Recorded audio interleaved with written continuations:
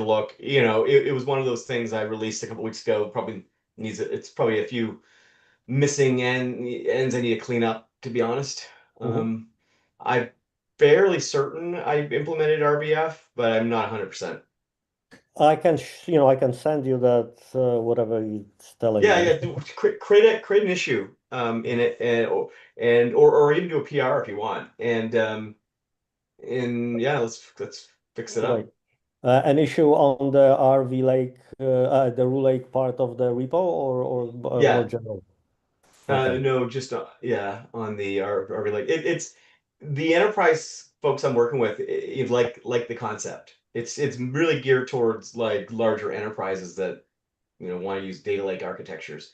And the Parquet format is popular with as a file format for moving large amounts of information, Mm. like structured or unstructured. So when you were saying, I think 2 weeks ago that you had imported like 160 or 130 terabytes of data that was being imported into the Parquet backend. Yes. Mhm. Yeah, that's exactly what I was doing. So there was a client I was working with. They had Snowflake, I think is the name of the data lake, That's and what you said, yeah. basically, yeah, and basically they wanted to move to BigQuery on Google, and so this is what I've essentially built, and they were cool with me making it open source.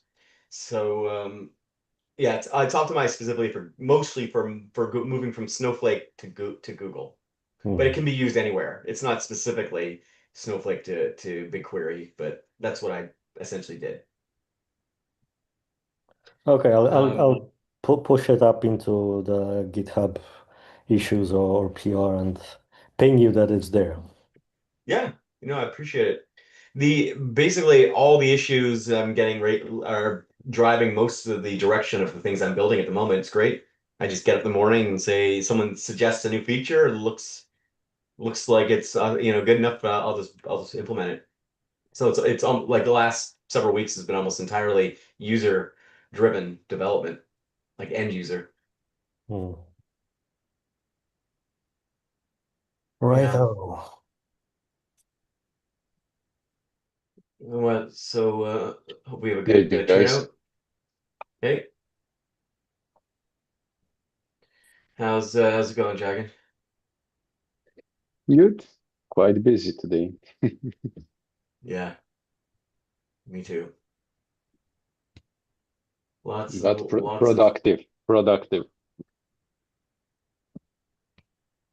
And your new release for Agentic QA Fleet just went out with some improvements. oh, And yeah. yeah, cross-pollination release with pattern space from Nikhil. Oh, okay, cool. He shared his pattern space repo and asked for if I can do some check on it. And after I did one check, I asked, okay, if we can use some of the solutions from his repo in my fleet, and it found a couple of interesting evaluation approaches to apply. So yeah, it was nice. Nice. All right, just gotta. Sad. I've got to do my. I'm distracted for a moment there. All right, so top of the hour. I am streaming. I don't know if Martin or Rob is joining us today. Let's see if I change. Let's change my name here. Rob is out on the road, so he might be listening in, but I'm gonna be Rob today. Oh, okay. I don't Um, have the glasses, but and I don't have the good looks oh, either. yeah. I don't have good eyes or glasses. Here, let me switch up my glasses. These are my Friday glasses. Here we go. Now I'm suddenly smarter. These are Sports Zone. Need Alex to send me some glasses from his site there. All right, we're at the top of the hour. It's the 12th of June. We've got special guests today. Nick is going to be the co-host, so welcome aboard here, Nick. I'll promise to make no inappropriate comments for the first 5 minutes. Anyway, so yeah, it's been again an interesting week back home after last week being on the road with the our European crew. That was a quite an entertaining little journey we took. What are you thinking, Nick? Yeah, it had a little bit of everything, lots of training and keynotes and learned a little bit about QE from Dragon, and it was yeah, just a great experience, lots of support, great dinners out. Cognitum sponsored one of the dinners, and it was just a great time. Lots of great sights and met a lot of people, and it was just a great vibe there, right? With the government changing hands, there was a lot of optimism. So it was a really great experience. And I really enjoyed Dragon's presentation, and he had some of the best questions being asked from the audience. Yeah, Rube was throwing them some Some softballs. curveballs. Yeah, setting up his friend on stage. There was an interactive question asking from the crowd, an application, and Reuven, of course, was having his fun with that and asking some easy ones for Dragon to hit out of the park, kind of thing. Well, I had to be sneaky, so I made it sound like it was in somewhat broken English. Otherwise, they might think it's an AI or someone from Canada, I guess. No, that was a blast. We had an amazing time, and Dragon, thank you for being our getaway driver. Yeah, And as well Adam and Clara. Clara who took the time to show us the real Budapest, and I guess I'm Team Pesh, where all the action is. But if you want trees and history, I guess you go over to Buda, is what I've discovered. But it's such a beautiful city. The weather was spectacular. I see why they call it the Paris of the East. It totally has that kind of vibe, but without the random riots that I seem to always find myself in Paris. Whenever I go to Paris, there's a riot. Like, is it just me, or is it just riots there all the time? I don't even know. They have them regularly. Yeah. Yeah. Yeah, we should do more riots here in Canada. No, I'm just kidding if the Canadian government's watching. That we'll leave that to Nick. Yeah, so this week's all been about Fable, which is a really interesting thing to call up your release, because Fable to me is something that's made up. It's a story that it's not a lie necessarily. It's more of like a story that is like a cautionary tale, that you use to tell something. And to be honest, from what I've seen so far, the release of Fable is a cautionary tale in more like how not to do a release. I don't even know where to start on the challenges and problems I've been facing with this model. First of all, it basically everything I built for the last, I don't know, year built with Claude, according to Claude now in Fable, is outside of its terms of use. I'm like, you built it. Like, what was wrong with what you built on Monday? Suddenly it's Tuesday and you can't use it any longer because some sort of arbitrary terms of use says that training AI is wrong or something. So it's been difficult to use. It's also really difficult to use on enterprise applications. So a bunch of projects I'm doing with partners, they're large companies or whatever, and it's basically saying you don't have the right to work on that project. I'm like, no, it's my client. They're paying me to do it. There's nothing wrong with it. No, you're not allowed to do that project anymore. So there's a lot of that sort of thing happening. Apparently, some people like it, but I haven't met those people. If you like it, let me know. Pop a message or let me know what you like about it. Um, Hey, Dragon or Nick, do you guys have any comments? Or have you had a better experience than I have, or am I? I, in my development environment, I'm still keeping mostly Opus 4.8. I use Fable like May for some research and planning, brainstorming. It worked there, but I'm not using it on your projects because it's not allowing to work on these kind of projects. I don't know. They definitely put some constraints there. Why? So, Guy just mentioned here that it breaks privacy agreements needed for enterprise use. which leads me to believe that they're taking the data that we're sending to Fable and training and optimizing based on it, most likely, and or sharing it with some other third party.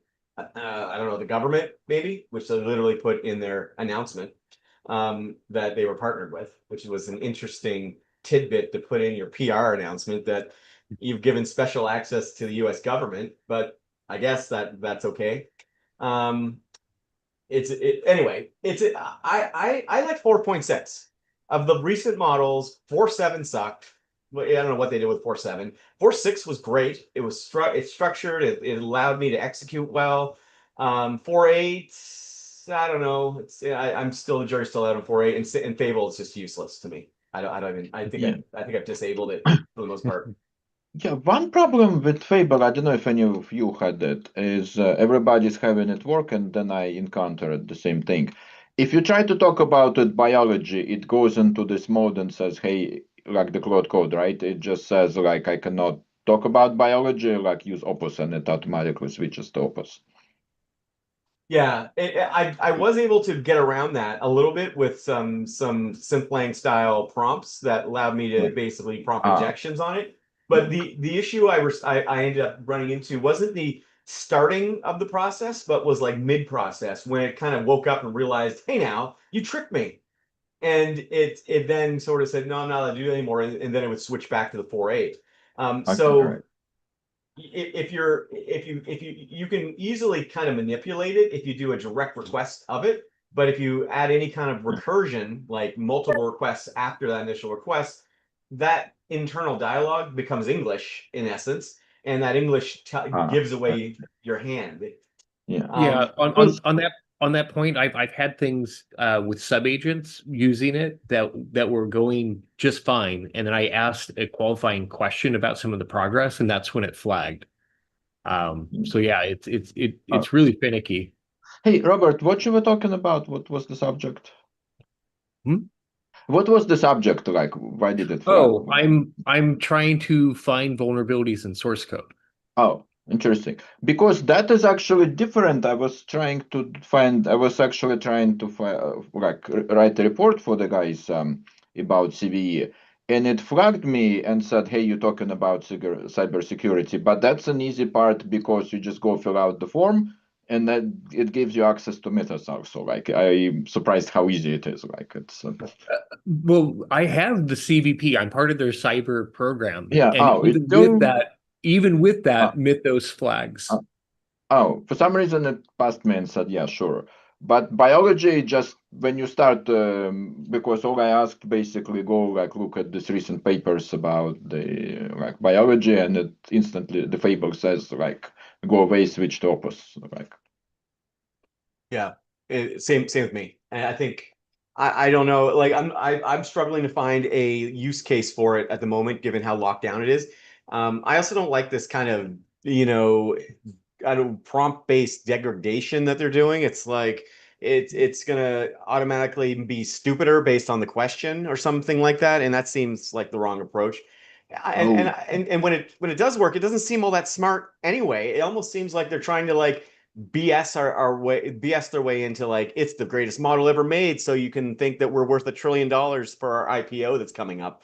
It seems like a lot of smoke and mirrors or just straight up hype marketing. I don't see any major groundbreaking improvements here other than the way that they're marketing it as, oh my God, it might change the very nature of security, which everyone in security says no, it doesn't. So yeah, I don't know. interesting.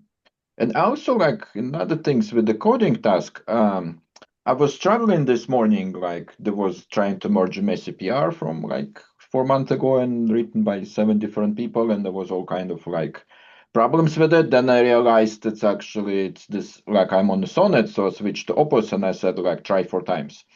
And for some reason, it was basically making changes, submitting the like push, or like that GitHub would fail. Then it would making changes, submit push and fail, and it succeeded exactly on the fourth like. So I'm just thinking if I asked to like try it like 3 times or try it 8 times, like would it? Is it just coincidence or is it? And I'm not sure like if even Sonnet, because the Sonnet was not completely, it was making progress but slow. I mean basically I was doing it. like I said, like, hey, fix these changes, it will like fix, and the PR job would fail again, right? They said like fix, and then I'd Well, switch to opposite and say try 4 times on your own, and it succeeded exactly on the fourth like time. I'm not sure why. yeah, I mean the weights are there, and it has a classifier as a Mhm. pre-filter. And if Mhm. you have enough context and Mhm. it's all about what it's able to focus on. So if its classifier misses the naughty Mhm. bit, it will comply. And I've Ah, noticed okay. this both through the APIs as well as through the web interface. Mm. Yeah, Interesting. take a look at if you're doing any kind of cyber, security related work, take a look at these the sort of symbolic structures that you can. It seems to bypass all the protections, at least for initial request. So and no model has really done anything to sort of. And we've been doing these symbolic attacks for almost 2 years at this point.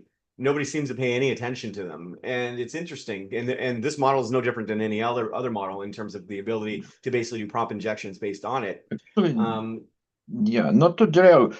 Speaking of the attacks, I mean, the whole reason I went to this whole cybersecurity like exercise this week, there is attack going on. It's called Mini Shai Hulud. It's the supply chain attack, and they infect packages like the PyTorch Lightning, like all these machine learning packages. And what they do, they drop like a little script to you, like when you run that infected package, that it inserts the hooks into your cloud settings and into VS Code task runners, like, and it's still tokens, like, so there's yeah. something like Well, there's a it's an reason attack why I going don't on have. in it, and it's Yeah. So specifically Mhm. I don't have any dependencies in most of my platforms. So I see. that for me that unless you don't trust me, then But do you I'm use PyTorch? your. No, I don't use It's slow Ah, and cumbersome. So okay, I built my own sort of I see. PyTorch alternative essentially, and I I called it see. Ruby or Ruve LLM. Ah, But yeah, the benefit to that is I don't get I'm not as exposed to supply chain vulnerabilities. And yeah, most of the vulnerabilities you run into on these platforms are the secondary packages that you weren't really paying attention to. And yeah, somehow they got updated. So the easiest way to stop that, just to be honest, is to lock your dependencies. Step one, don't have like yeah, at latest. That's always a bad plan. yeah, And the other is to do a detailed analysis of whatever it is the dependency you're doing. And sometimes, depending on the dependency, you can just recreate it and create a yeah, better optimized version that's specifically for right, you, and then that's also locked. Um, so limit your dependency counts for. And the other problem that I run into, everyone's trying to exploit the PR process. Like almost daily, there's someone trying to, exploit or put a backdoor or do something, and they're always sneaky about it using these kind of polymorphic structures. So mm, they're hard to catch. The AI doesn't really catch those things particularly easily. And so I have to go and look at it, and I can't be bothered, to be honest. So yeah. I just don't But bother accepting the PRs. yeah, but this one is sneaky attack because they don't really change the code. They just somehow write into your cloud settings and into VS Code, like, and even after you change the dependency, if it was not in the container, it's still sitting there, like, and reporting the Yeah, tokens. MPX, by the way, and I use MPX for obviously the my roof flow system, but MPX is the ultimate backdoor. Mhm. Guy, how's it going? Good. How have you been? You guys have a good trip to Great. Budapest? Um, Yeah, it was spectacular. Couple comments. So I've had a couple people use Fable pretty successfully. I think it's really smarter about 3D stuff, so it can generate 3D models really well. And I had a dev that basically had a schematic and told it, "Hey, take this schematic and write the drivers, write the code to do whatever, and fix it." And it basically downloaded all the specs, wrote all the drivers, wrote the code, and it fixed the schematic. It said, "You have these two errors in your schematic you need to fix." So I think it's got some things that are really smart. It's, how they're gating it so you can get at it is the challenge. And the other comment on the code issue is I think the thing that people don't realize is that now natural language has become executable, right? And so it's really easy, like even an issue, someone can put a backdoor in an issue they post against your stuff and basically and get your model to do things when it starts reading the issues. So yeah, crazy times. Yeah, I hear you. The one thing I did notice, because I did a project the other day. I went for our live event in Toronto here, the meetup, and where I built a spatial system to basically do a sky map. And one of the things that at least the early version from Tuesday was doing was it was secretly degrading to the 4.8 model. So you're like, oh, I just built this whole thing in Fable. But turned out I didn't build the whole thing in Fable. It actually did the planning, I guess, in the primary view, but then some of the secondary agents were still using the other model. But it did build it pretty quick. So I just don't know what percentage it was Fable and what percentage it was something else. It was interesting. Let's see who else we got here. Anne, how's it going? I see, and you've been trying it a bit. I'm putting Hi, you on it's the spot. going good. Um, I've, the Good to tool see I've ya. been building for months and months and months and months is finally over the finish line and ready for testers. If you have any non-technical people who want to build agents from just a prompt, please send them my way. I need a handful of testers that are non-technical. Thank you to Sure. Mario. Yeah. I don't know if he's on the call. Mario J. He got us over the finish line. Do you have a demo or anything you want to show us, or what? I'm putting you on the spot. Not today. Not today. Oh, there's Mario. Mario's my PIC, my not partner in crime, partner in code. Nice. A human Well, partner in Prime, code. Prime and Code, they all start with C, right? Yeah. Yep. So well, what's the elevator pitch? What are you building? It's an agentic builder for people who are 0% technical and 100% in need of assistance. Nice. So It's no matter what your use case is, well, hopefully it will create something, an agent that will do whatever it is you tell it to do in very simple terms. And if it's not working the way you want it to after you build it, you can prompt it to fix itself. okay. So it's for like that solopreneur, like a person running a dog walking business, or solopreneur who's really overwhelmed, needs a little bit of help, has no idea how to build an agent. It can just kind of talk to it and build what they need. It's for the absolutely non-technical crowd. Well, I think we shouldn't have more. So no code crowd is what you're designing for. Yeah. Perfect. There's a Yeah. lot more of them than there is of you, right? So There's a lot more vibe coders, though. I'll tell you that. Suddenly, there's a billion people who will identify as some form of developer. So it's an interesting time we're in.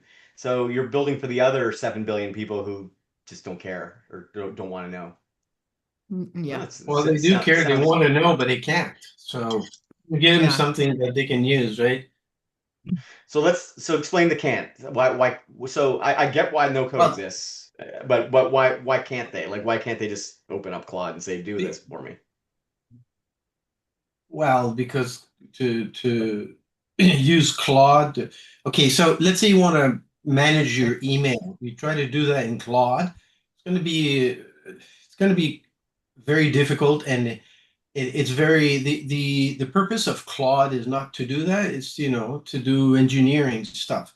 So with this, you'll be able to tell what you want to do, and it'll start running, and it'll run forever without them knowing anything about Claude code. Even a slash loop command. And marketing, right? It's marketed to regular people versus I don't feel like Claude is marketed to the woman who runs a beauty shop out of her house. Yeah, it's all the same. And we're talking about Claude code, not Claude AI, because Claude AI is like Gemini and ChatGPT or whatever, right? Well, it is with a little bit better skills, plugins, artifacts, and integration with things like email. So I think the challenge that I see, and I'm just speaking plainly here, is it's hard to compete when they're giving you like flat fees, right? So a lot of the folks that are launching agent-based services are struggling to compete not on the capability, like building cool things that are unique and valuable for sure, but competing on the price. because the cost of an agentic flow is pretty expensive, especially if you're using Well, frontier models. well, that's the thing. This can run locally, so you don't need to depend on Perfect. OpenAI or Anthropic or. Well, I'm excited to see it when you have a demo. You'll let us know. Brad, you Will you do. had a big. Oh yeah, and Asking anytime you about- need help, just ping me. Happy to share whatever link you have to. Oh, Uh, oh, yeah, sorry, go Brad, on. how's it going? You had a big week. Dr. Yeah, Brad. yeah. Hey everyone. Yeah, I graduated, so I'm pretty happy. But I'm finding a lot of where the new people compared to the end people are is on that intent. So it's how do you even describe something if you don't know what the terms are, what the words are? So that's a lot of what we're doing. And thank you to everyone. Thank you, Rube. Thank you, Benson, everyone on the group. But yeah, I graduated from school after 5 years, and my final project, AISP, is trying to help once you have some intent to help with the agent to agent communication. I used up a lot of space last week, but again, want to thank everyone that was involved. No, and thank you. And I feel like in some small part we were part of your journey, and really happy to see that you finished, and excited to see what comes next. Massive part of the journey. Wouldn't be able to start the journey without the team here. So thank you. Yeah, for sure. What else we got here? We had Manjweep come out last week, which was unexpected, but it was great to see in person. Manjweep, how's it going? Hey, I'm well. I'm well, thank you. Been got started with building a learning platform last Tuesday. So I've got to a stage, and this is more like helping people to learn Rooflow in a more structured manner. So yeah, I've got a version of that which I can show you later on, a little bit later on. Yeah. Sound, Otherwise, sounds all good. sounds Yeah. like it sounds like you're possibly in the shower. I don't know. No, I'm cooking. I'm cooking the food Oh, for the okay. kids. Oh, I knew So there's that's some why. background. All right, there you go. Yeah, I'm sorry to yeah, put you on the yeah. spot. All No right, worries. I'm jumping around today a little bit. I'm my co-host here, Nick. Nick, you still there? Oh yeah, I'm here. I have a little improvisation for us. Do we have actual schedule, or are we just winging it this week? It's a little bit of both. We've got Ocean, I believe, is going to show some of his updates in Line AGI, and I see Chris Royce on the call, so I think I can lean on him to show us something that he's been working on lately. We've got Novi Sad on the 16th of June, and then we have Whitehaven, UK, which is kicking off, and also Chicago on the 25th. So that's still virtual, but that group's building and they're working on the transition to an in-person event. So that's what I got going on. And Jason and the crew in San Francisco Yeah. are working on a get together mid-July, possibly in the South Bay. So fingers crossed, maybe NVIDIA as the location. So we're busily organizing that. A good turnout. I did a little survey or whatever on LinkedIn. I think it was like 75 people who said they would go. That generally is an indication that we'll have lots of people. So there's some multiple of that I'm sure we can get. So it looks like I'm gonna try to attend as well. Nick, are you coming to San Francisco, or you never Yeah, I been to San mean, Francisco? no, I haven't been to San Francisco before, but yeah, it'd be fun to get out there. Yeah. So that's coming together quite well. Aaron, let me jump in and show you what I built this week quickly. One of the things that caught my attention, and I'll get back to you guys. Have your hand up here in a minute. One of the things that stood out to me when I was looking at the Fable 5, and as you know, is a big part of what I'm excited by, is the idea of spatial reasoning. So you'll see that there's lots of different percentages here on how great they are at coding. Most of these coding benchmarks are kind of built for the benchmark in which they're trying to, take advantage of, for lack of a better word. So you can kind of take these numbers with a grain of salt. And I think it was Ocean that mentioned yesterday when he did a benchmark just raw with some of these platforms, he saw us like 30% on SWE bench. And remember that these companies are creating these harnesses for these benchmarks, right? So that what they're not publishing as part of this is the harness that they use for the the SWE Bench Pro bench, right? So if you go and try to do it with the raw Fable 5, you're not getting 80.3%. So these numbers are all a little bit fabricated. They're back to the Fable. Let's just say they're a Fable.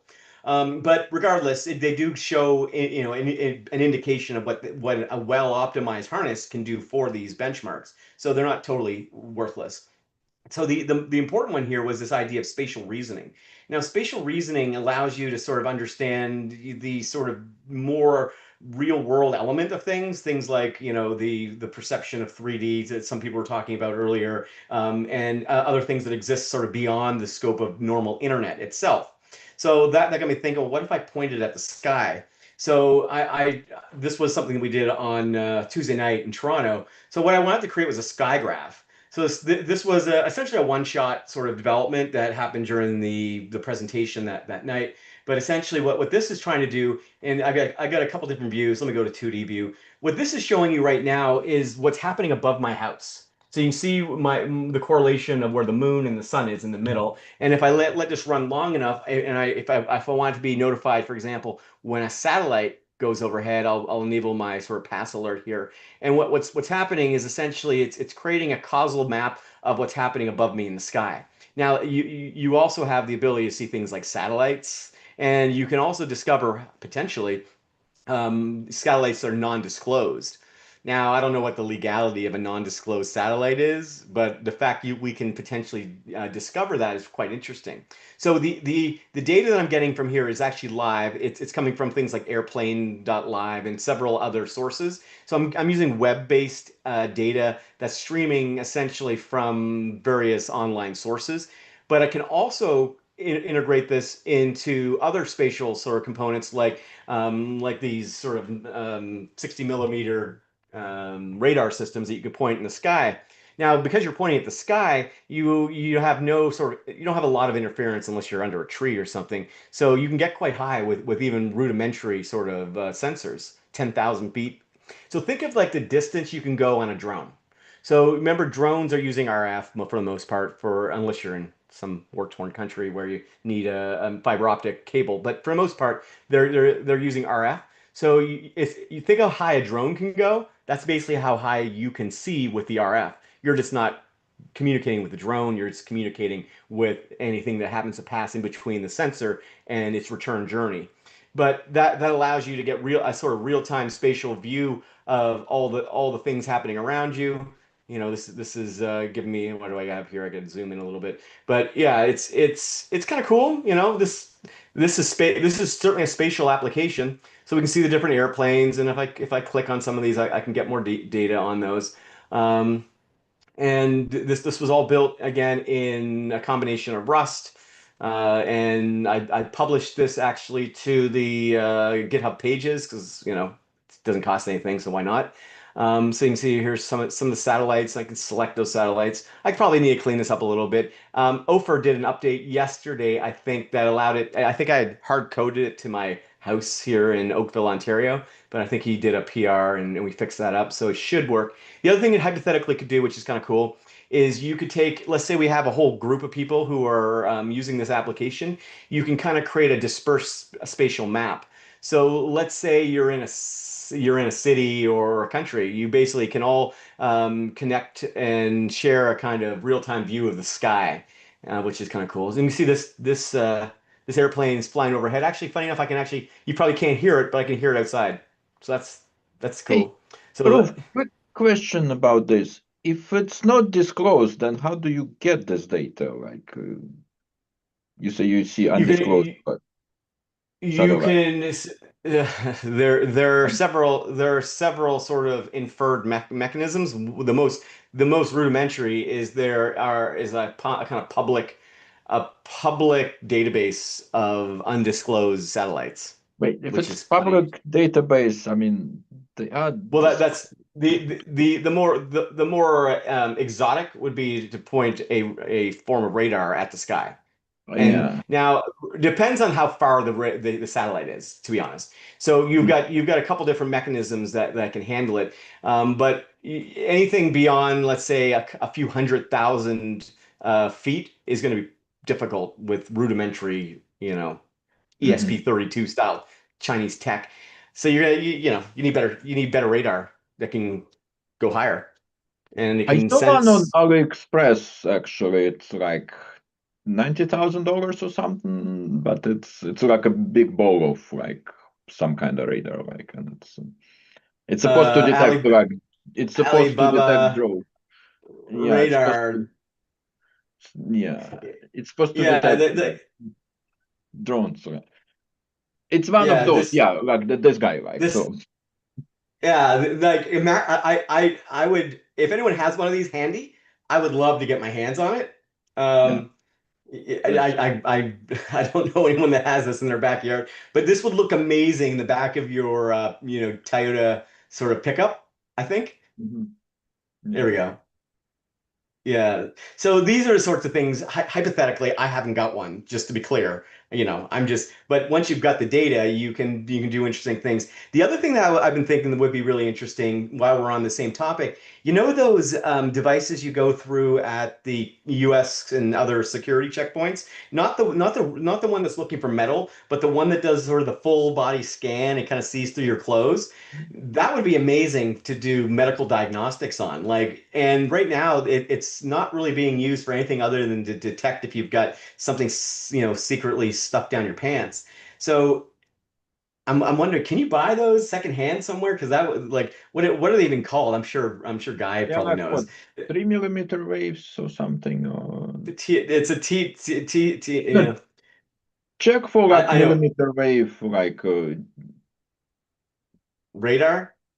it's not really radar. It's like it's. I'm not sure, but I know it's yeah, it's. And by the way, I got a new Yeah, I know modem this week. those Um, like maybe. Yeah, here, let me grab this. So I've got the best. So if for those who are doing any kind of hacking with Wi-Fi signals, I've got the new modem from Intel is spectacular and it's dirt cheap. Was it? Here it is. So this is the BE200 Wi-Fi 7 modem. And what this does is gives you super high fidelity. Hopefully, let me stop sharing my screen for a sec. This gives you super high fidelity for doing any kind of CSI. So it's in an M2 form. So you need to get if you're using it on a Pi or something, you're going to have to get an adapter or a hat for it. But then you can attach these to these little bunny ears, and that gives you directional amplitude and whatnot. So you sort of tie it on like this, and it's amazing. So I'm gonna figure out how exactly I'm gonna release my update for it, but it gives you, I don't know what the exact number is, a significant improvement in fidelity for doing things like pose and other things because you are able to separate those into two distinct sort of angular. I don't know I'm not even sure what the right terminology is. Long story short, it makes it a heck of a lot better. And this getup that I'm showing you right here would cost me $25, and I ordered it on Amazon. So it's the BE200. For those looking to do any kind of spatial hacking, it's way better than the ESP32 by I don't know how much. Which brings me to Stu. Stu, this sounds right up your alley. How's it going? It's already on order. Yeah, you're gonna be so. A couple things to note: you need the hat, so you need to get a hat for it. Yep. And it's I already not. have the AX210 because that's how I got the C6s working and updated, and that was the issue that I filed for review. Yes, and I think I fixed all that. So thank you again for all your No, posts. sorry, not the issue. You've asked when things go well, put it in an Oh, issue so that other people can see I it. said. That was the upgraded C6, much higher resolution, much higher fidelity. I ended up rewriting the firmware so it would work with the AX210, and now I'm going to try it on the B200. Okay, so remember the BE200 doesn't support the Nexium, I think they call it, firmware that I've been using to unlock Broadcom and a few others. So I'm still working on some of the quirks of that Okay. firmware, so I haven't had a chance to release it yet. It's the problem with a lot of these CSI systems is they don't make it easy. I guess they don't want you to looking through walls or whatever, but if they can help it. So it's going to take a little finagling to say the least. But let me know when you get it. I'll be excited to help you there. Yeah. Cool. Hey, Roof, you can also try experimenting with the getting the pigtails, like the wires, longer and put antennas apart, but then you have to do lots of firmware hacking to make sure, because the signal will travel longer and like it's gonna like degrade with the attenuation, but you might get a better spatial resolution if you put the antennas further apart. But you have to like do like get into signal processing, like an account for the. Yeah. The one thing I'm going to note, and this is something I hear almost every day. If you're, what we're doing when it comes to a lot of the spatial stuff that we're describing is digital signal processing, but we're separating signal from the noise. And when you're doing a digital signal processing sort of learning process, it's really important you start with a baseline. Generally, that baseline is nothing. So if you're in a room, train the room for several minutes. I often train my room for an entire night. I just let it go while I go to sleep. And what that's doing is the baseline. This is what the sort of the ambient energy and activity in the room looks like when no one's there. If you start and train with you in the room, you become the baseline. Now, for certain things, you being the baseline isn't necessarily the worst thing in the world, but it's useful, for example, for health related activities where you want to see the difference in where you are now versus where you are tomorrow, and it can detect that because it knows you. So, but even in that scenario, you're going to want to have a contrast. So that's why I call it contrastive AI.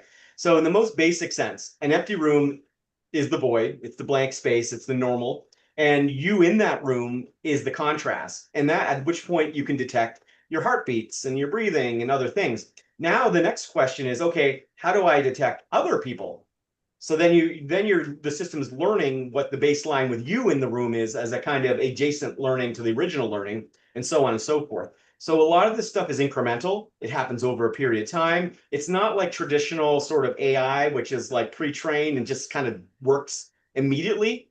It's not like that. It's like training a seeing eye dog. It's like training a parrot to talk. It's takes time and effort and takes some learning of the environment in which it's in. So you're never going to get this kind of turn it on and it's instantaneously perfect. That's just not the nature of a contrastive system. It has to learn in proximity to the signals it sees. I hope that makes sense. Dragon, you've been doing quite a bit here. You have a different way to describe what I'm talking about? No, you're describing the quite, but how I'm trying to explain to myself is all these frequencies are really waves around us, and you need to capture the baseline without you disturbing these waves. When you enter the room, your movement and your just being there, your water in your body is disrupting our radio frequencies through your body, and that's how the system starts detecting. If you have better antennas and higher frequency signal, that gives better fidelity. So you can have a better resolution of the image generated by the disruptions in the waves coming through your body. Yeah. Hey, Roof, one more thing. So when you're training the room, you probably should do it for more than 48 hours a week, because there is sun and all these things, they kind of affect the background. And another thing, did you try to put like visual, like regular cameras just to inform the system? So like it knows like when somebody walking around that it can see, and it can basically inform that Wi-Fi model that, hey, there is Roof walking around. And after that, you can the model is good, so it can you can remove the camera and it will be able to just detect without the camera, like, or any kind of sensor, like CO2 sensors, cameras. Like the more you throw like an initial one, the better it would be. Like it's. Yeah, so the part that it depends what you're doing, but certain things will be trained better with a camera. So if you're looking to do pose style, where it sees through walls and sees your outline of you moving behind the wall, if you train it with a camera initially, you're going to get a better result and a much higher fidelity. Now, once you're done the initial training, you can turn the camera off and never use it again, and it understands, it has spatial awareness. That's where the spatial intelligence is important for these models. So the model is a feedback loop between, in this case, potentially Fable between the CNN that I'm using within the visual elements, Mhm. the CSI, which defines the kind of electromagnetic ghost of your entity, and then the combination of all those parts together. Yeah, so it's equivalent when you're trying to go like a bathroom in the middle of the night without turning on the lights. If you're in your own house, you kind of have awareness of like where different objects and where the walls are, so you can just reach out with the hand and kind of feel. So you don't have the good fidelity, but you know, hey, there is this wall, then I know I can go like 3-4 steps ahead without. Sonar explains that easiest. Not even sonar, yeah. It's Yeah, basically if you know like if you have spatial intelligence, you already you know have where mental the map objects of are. you, yeah. If you have mental map of your environment, and you just get very low signal, you can still like orient yourself if it's familiar like place. Like it's so if somebody puts you in a random building or something, like you won't be able to do anything. But if you've been trained on like in the environment, you know, like when something changes or like very little signal, you can like put yourself on. Yeah, and to the someone's mentioned supernatural. There's a lot of crazy stuff that if you leave this stuff on, then like what was that blip at 3:04 in the morning that where the RF greatly increased? I can't tell you for sure why it was, but you see all these little weird things that happen. Who knows? Is it an anomaly in my software, or was there a weird, moving, spike in the electromagnetic spectrum at 3 o'clock in the morning for some unknown reason? And if it was an unknown reason, that's kind of weird, right? Why is there stuff moving around in the electromagnetic sphere that can't be explained in a house built 40 years ago or 30 years ago, whenever this house was built? Ghosts of space aliens scanning you, like, or yeah, and so there was research.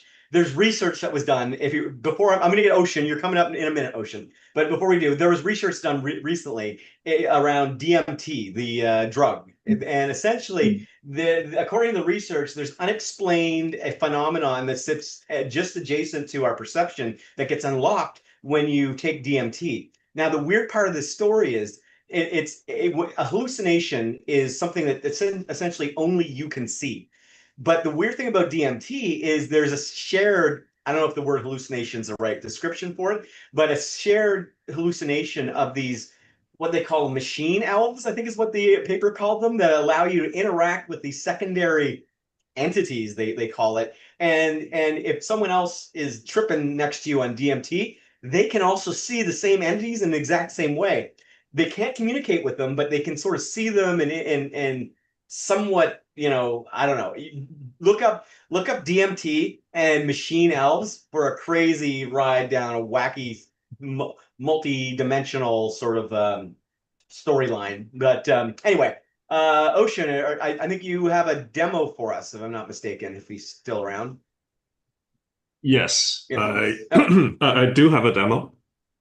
All right, let's see it.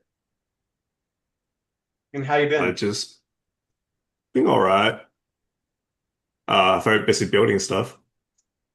All right, I gave you access. You should be able to share. Okay. Great. All right, so I'll begin with the slide. Oh, yeah, somehow I just begin with the last page. Anyway, so introducing LineAGI engine system and with a front end called Line Studio. The engine system, well, so right now here is mostly how the sub-agent spawning and agent coordination are done. A lot of them are done by text extraction via in JSON. With LineAGI, we're using a typed event to emit to a signal bus, and then the entire schema of that event is validated via Pydantic. And this schema will have all kinds of, this signal will have all kinds of attributes that allow you to filter how to react to it. And that is the mechanism for the entire engine. So here we have a Python API that goes through, oops, oh, a Python API that goes through the agent embed type signal. And then there's some governance gate in between, persistence into SQLite, dispatch work, etc. In addition, I have introduced 38 roles and then 12 modes into LangAGI system as preset agents. And I provided a few engines to it as well. So here is how the workflow can work. And then here's an example. Let's say we have a run brief engine. Run brief comes in. Here it does a little fan out. It provides finding, and then the critic analyzes the finding. So the good part about the event admission is it can produce multiple of this while it is going. It can provide up to 10, and then like 10 critic can go about each of the finding while this is still going and doesn't stop. If certain finding has gap, it will be kicked back to the researchers and then continue the loop. And then this can be defined how the depth of it, as well as how many agents you want to run. All right, that's the slide portion. So here's the Line Studio, and then I included Leo here. So I'll ask Leo. First, I'll stop. Okay. I'll ask Leo, how many agent definition do I have? And how many skills do I have? Basically, this will be able to control the screen of how you see by typing to it. It will be able to create structures such as engine, custom workflows that you can replay, schedule workflows via a natural language in a front end. So some of the features include a Kanban-like schedule system, and then with a calendar on it. Here you can see all the entire history. So for example, here is the tool call instruction and then assistant response. And here's your library that you can check everything from the agent definitions you have to the workflows, which are executable files in a way into LangAGI that represent an orchestration pattern. And then, of course, you got skills, plugins, etc. And here is the engine. The engine was like how I described. Oh, dude, you're slow.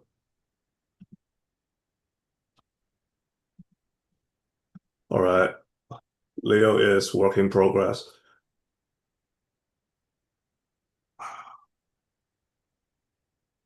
Let's see. It's not demo unless you encounter a bug. That's our specialty.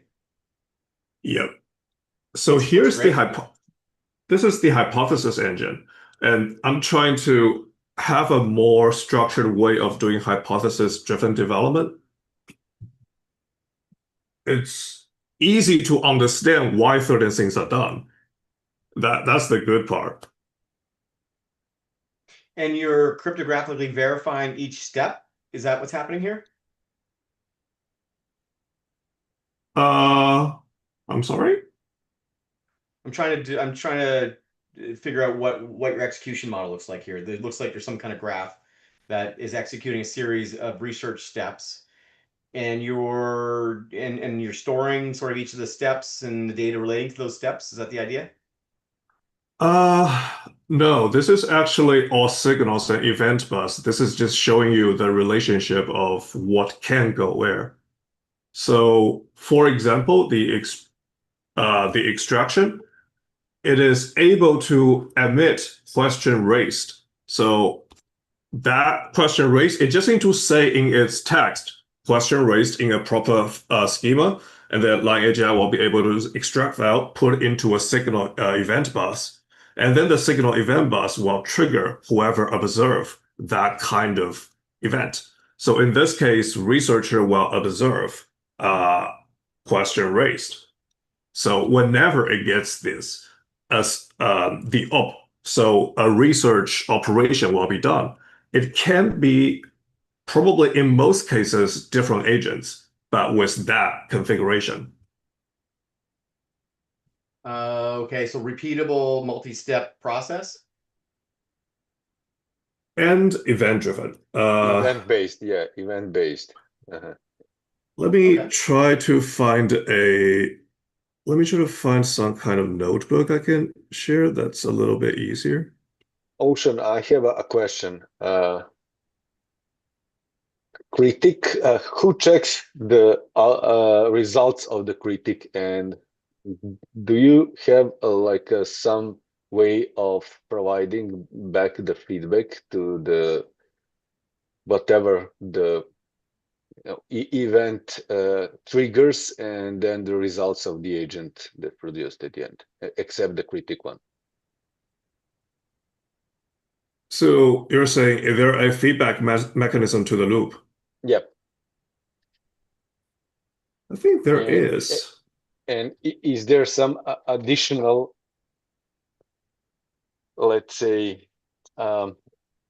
way to raise higher concerns to human in the loop from the critic? Or Yeah, see, who is checking the critic? Who is checking the critic result? Yeah. It is all hard-coded in codes, but configurable via front end.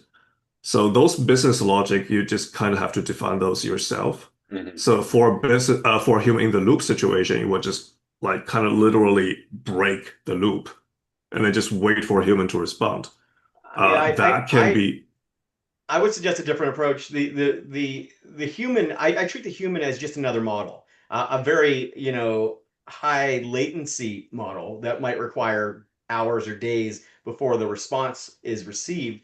But when you have, so in the way that I implement these systems, you've got, dumb models. These are models that are like using my Roof LLM that sits locally. It don't ask it about France, but it will know how to execute a particulars of, a security system that it needs to monitor. Then I've got smarter models that are generally adjacent using GPUs or cloud-based environments. And then I've got frontier models like Claude and GPT and so on. And then beyond that, I have irrevocable activities. Irrevocable activities are things that are going to cause financial hardship, means that you could lose money. Think of a stock trade, for example, if you're not comfortable losing money or whatever, or it's a life and death situation. Someone might die if if the decision for a cancer treatment is given to a particular end patient and that needs to go to a doctor. Now, what I do in everything's a loop, obviously. So what I don't want in my scenario is that loop to ever break, right? So once the doctor gets the response, the loop continues on doing whatever it needs to do. Or if the doctor says no more work's needed, then maybe it stops at that point. But I think you are kind of in that area. You've done a really good job of illustrating the loop, the process. And the only thing that's probably missing, I would say, some kind of witness chain, some kind of cryptographic verification of the steps to get you to where you are that can be audited and replayed, and two, some kind of escalation model. I think I've included all of those in the code base. I just haven't quite showed them in the front end yet, just trying to wire it in. So this is the admission models. I included findings, conflict, and these are meant to be more general purpose, supposed to be able to adapt to any kind of situations. Diagnosis, synthesis, verdict, they not only represent some kind of information, they also represent some kind of control to the loop. So for example, a verdict means whether or not it will be able to go next.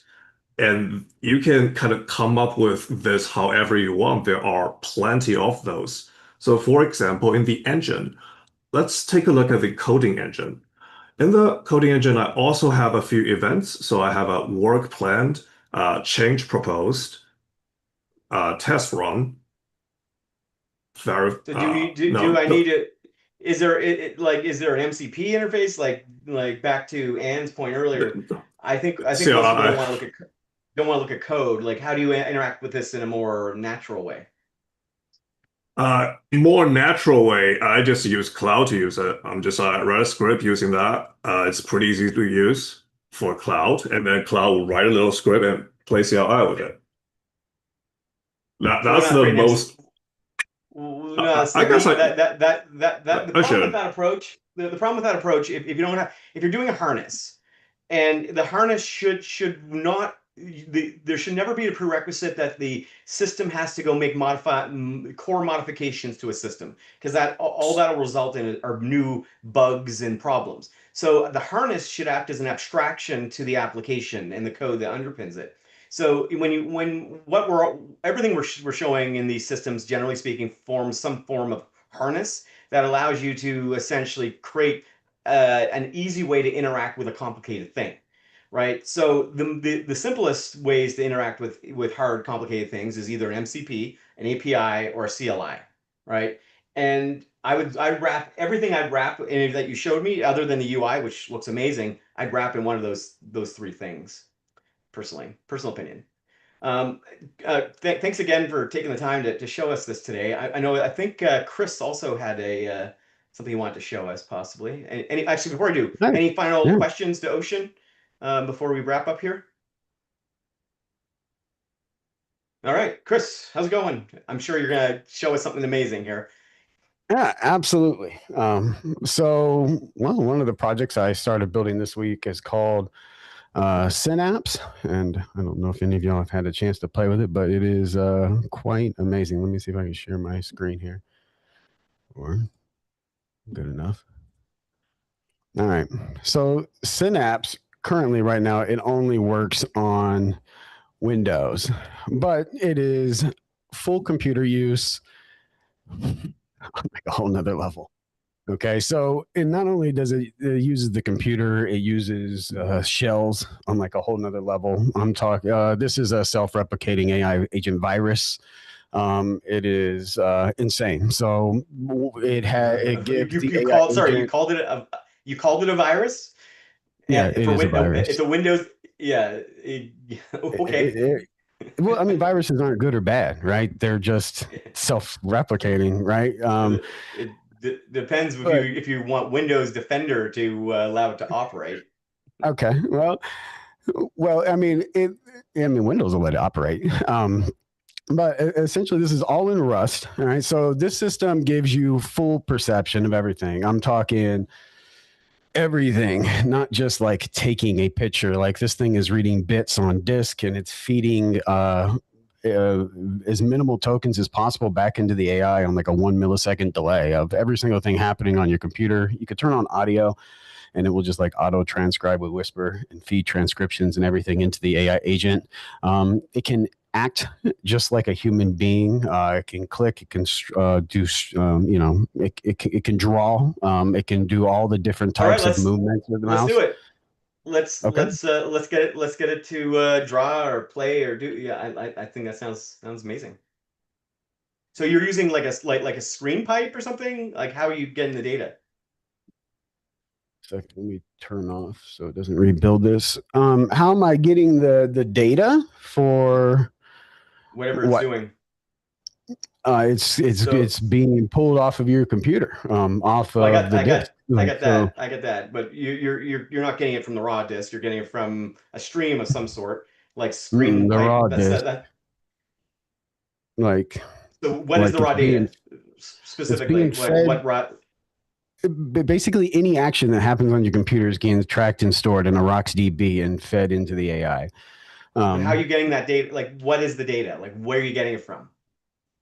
Clicks, just like I everything understand that what's happens on your happening. computer. Is it coming from the kernel? Is it coming from the device driver, the video, the audio? Like, you're not just getting data from your hard drive, you're getting it everywhere. Streaming. Everywhere Yeah, that so you get data what is from. it? Like, where's it how's it getting it? How do I know that this isn't, gonna just, disrupt my computer operations or degrade the performance? Like, where's you gotta explain where the data can't just be magic.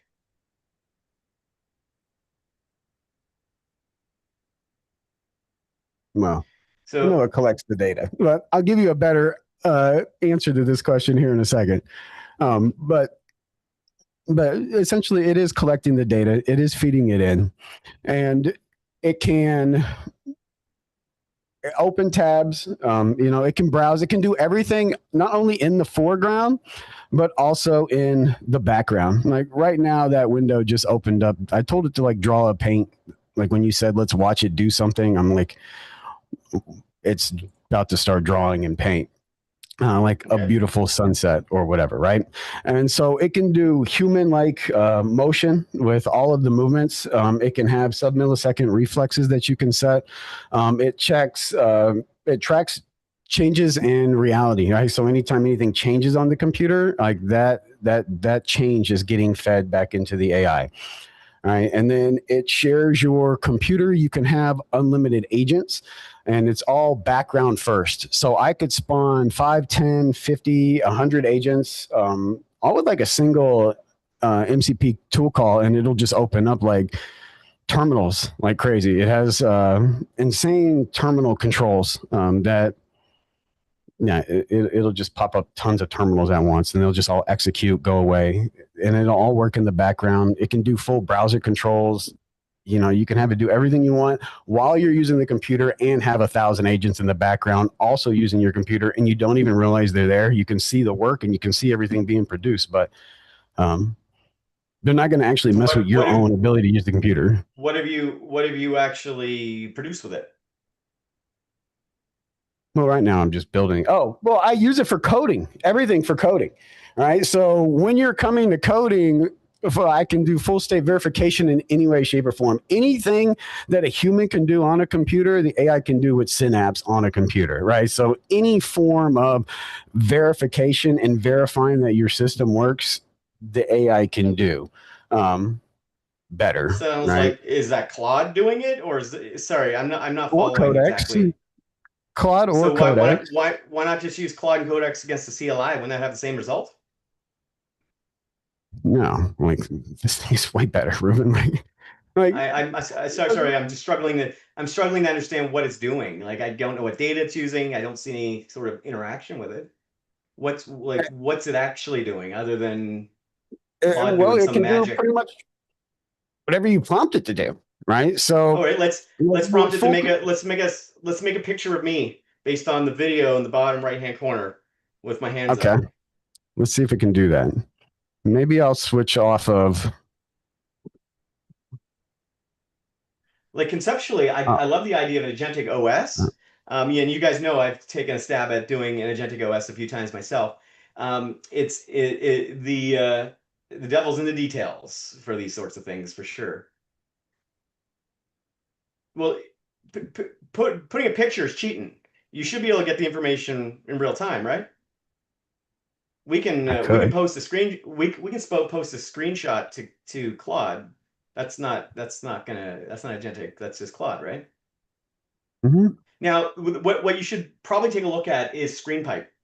What ScreenPipe allows you to do is get a real-time output of both the visual and audible components in the system, and then you can feed that to a language model or whatever integrations you have in your OS, and then that bypasses the need to have Claude sort of running and doing whatever.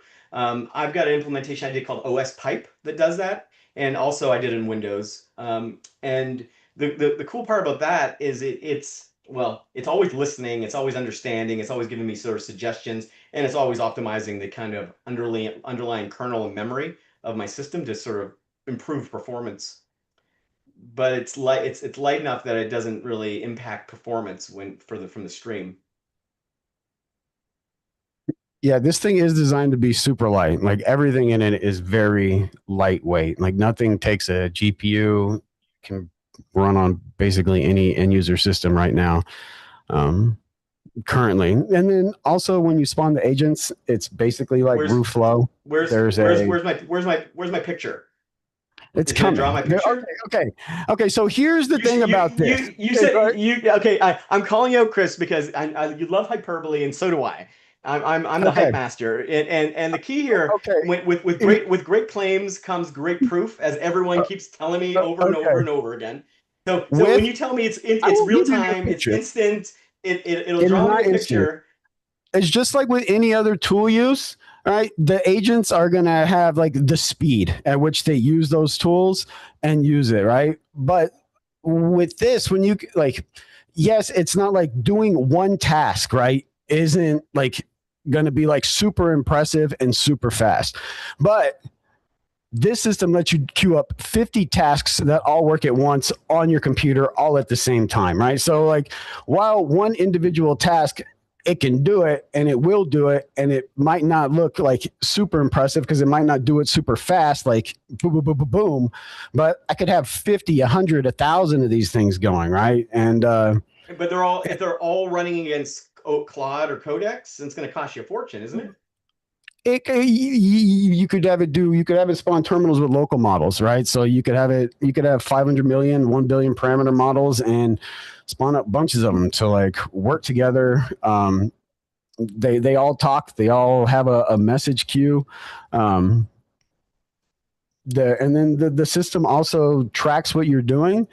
So when you start telling the agents to do things in the future, if it's activities or actions that you yourself have done in the past, then it knows like your workflows, and things like that. Like right now I have it just like opening up terminals but That's essentially that's a CLI. What I want to see is like the mouse moving around, drawing and understanding what I'm saying, and in scheduling, like my optimize my hard drive if it gets below certain thresholds and things like that.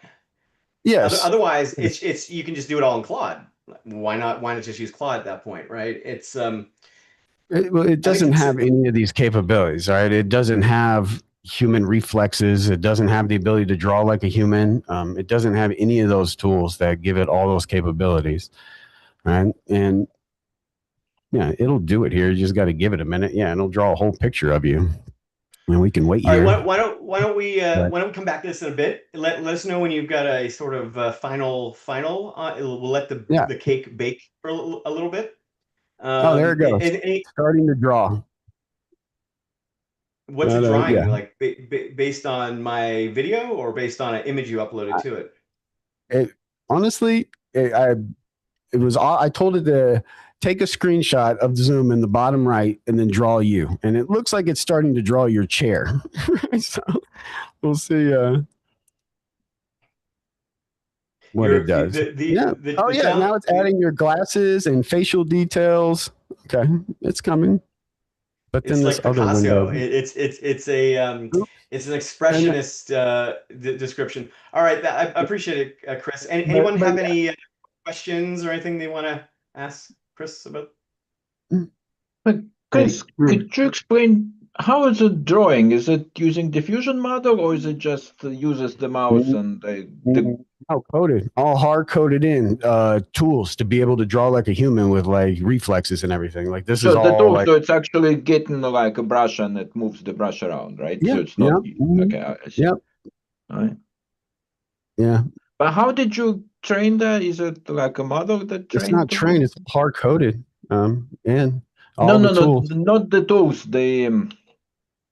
Like how does it know like this is roof and this are hands, like, and how does it decide to use this Well, that's tool? just the AI. The AI's reasoning and knowledge. The AI understands that part, and then it knows what all the tools do. Then it can just kind of understand what tools to use. Yeah.